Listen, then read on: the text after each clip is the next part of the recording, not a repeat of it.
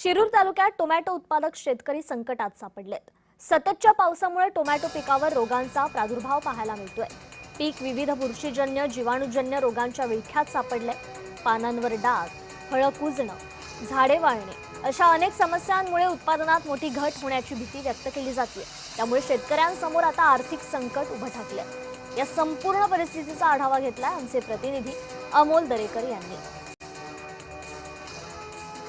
उत्तर पुणे जिल्ह्यातील शिरूर तालुक्यात मोठ्या प्रमाणात पावसाची हजेरी लावल्याने शेतकऱ्यांच्या शेतमालांचं मोठ्या प्रमाणात नुकसान होताना पाहायला मिळत आहे।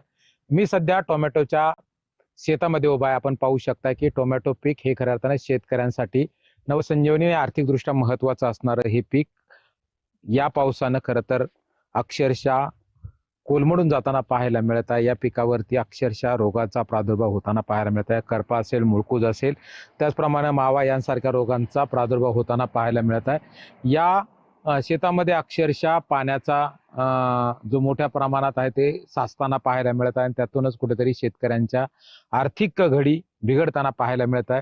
टोमॅटो पिकासाठी शेतमजुरांची मोठ्या प्रमाणात मागणी असते। या टोमॅटो पिकासाठी मोठ्या प्रमाणात मजुरांची आर्थिक नियोजन केलं जातं, परंतु या टोमॅटो पिकाची खरं तर बांधणी झालेली आहे।